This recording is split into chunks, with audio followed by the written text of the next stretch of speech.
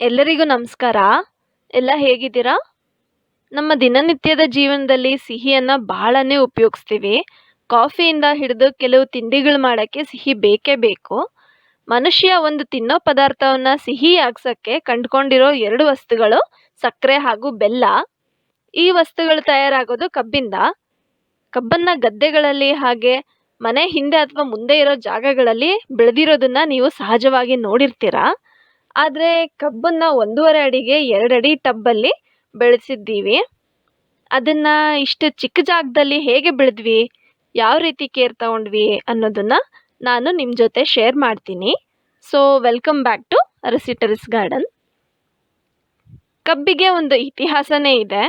ಕಬ್ಬು ದೇವಾನುದೇವತೆಗಳ ಪೂಜೆಗೆ ಬಹಳನೇ ಶ್ರೇಷ್ಠ. ಸಂಕ್ರಾಂತಿ ಆಗ್ಲಿ, ವರಮಹಾಲಕ್ಷ್ಮಿ ಪೂಜೆ ಆಗ್ಲಿ, ದೀಪಾವಳಿ ಆಗ್ಲಿ, ಕಬ್ಬಿನ ಜಲ್ಲೆಗಳಿಲ್ಲ ಅಂದ್ರೆ ಈ ಹಬ್ಬ ಸಂಪೂರ್ಣ ಆಗಕ್ಕೆ ಸಾಧ್ಯನೇ ಇಲ್ಲ.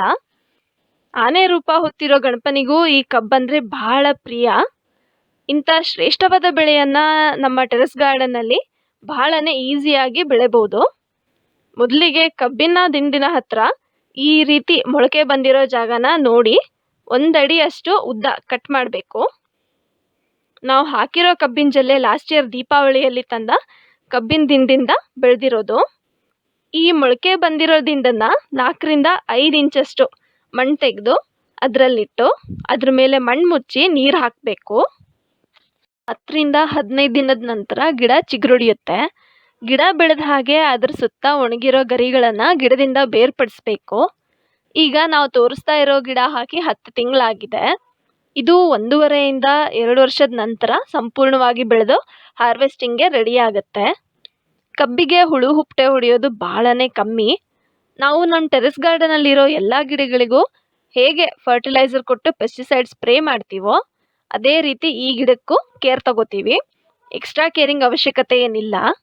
ಹಾಗೆ ನೀವೇನಾದರೂ ನಮ್ಮ ಚಾನಲ್ನ ಮೊದಲನೇ ಬಾರಿ ನೋಡ್ತಾ ಇದ್ರೆ, ನಾವು ಮಾಡ್ತಾ ಇರೋ ಕಂಟೆಂಟ್ ಇಷ್ಟ ಆದರೆ ಸಬ್ಸ್ಕ್ರೈಬ್ ಆಗಿ ಪಕ್ಕದಲ್ಲಿರೋ ಬೆಲ್ ಐಕನ್ನ ಓಕೆ ಮಾಡಿ. ಆಗ ನಾವು ಹಾಕೋ ಪ್ರತಿ ವಿಡಿಯೋಸ್ ನೀವು ನೋಡ್ಬೋದು. ಈ ಕಬ್ಬನ್ನ ನಾವು ಸಂಕ್ರಾಂತಿ ಹಬ್ಬಕ್ಕೆ ತಂದ ಕಬ್ಬಲ್ಲಿ ದಿಂಡು ತೆಗೆದು ಬೆಳೆದಿದ್ದು. ಈ ಬ್ಲೂ ಟಬ್ 3 ಅಡಿ ಉದ್ದ ಇದೆ. ಇದರಲ್ಲಿ ಹಾಕಿರೋ ಕಬ್ಬು ಬ್ಲ್ಯಾಕ್ ಟಬ್ಬಲ್ಲಿರೋ ಕಬ್ಬಿಗಿಂತ ದಪ್ಪವಾಗಿ ಬೆಳೆದಿದೆ. ಇದರಿಂದ ಒಂದು ಅಬ್ಸರ್ವೇಷನ್ ಏನಂದ್ರೆ, ಕಬ್ಬನ್ನ ಆದಷ್ಟು ಉದ್ದದ ಟಬ್ಬಲ್ಲಿ ಹಾಕಿದ್ರೆ ಕಬ್ಬಿನ ಜಲ್ಲೆ ದಪ್ಪವಾಗಿ ಬೆಳೆಯುತ್ತೆ.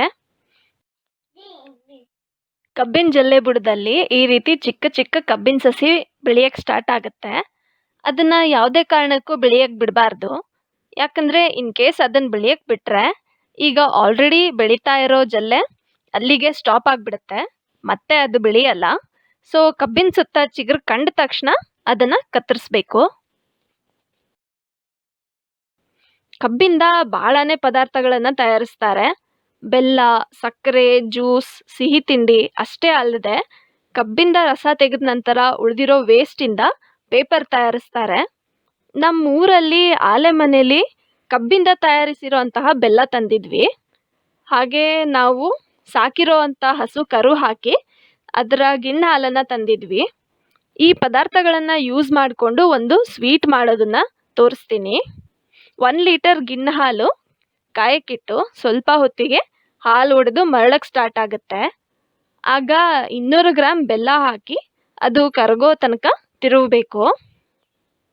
ಬೆಲ್ಲ ಕರಗದ್ಮೇಲೆ ಚಿಕ್ಕ ಕಪ್ಪಲ್ಲಿ 1 ಕಪ್ ಕಾಯಿ ತುರಿ, 1 ಕಪ್ ಹುರಿದು ಪುಡಿ ಮಾಡಿರೋ ಕಡಲೆ ಬೀಜ, 1 ಕಪ್ ತೊಳೆದು 2 ನಿಮಿಷ ನೆನೆ ಹಾಕಿರೋ ಅಂತಹ ಅವಲಕ್ಕಿ, ಇದಿಷ್ಟನ್ನು ಹಾಕಿ ಬೇಯಿಸ್ಬೇಕು. ಬೆಂದಾಗ ಹೀಗಾಗತ್ತೆ.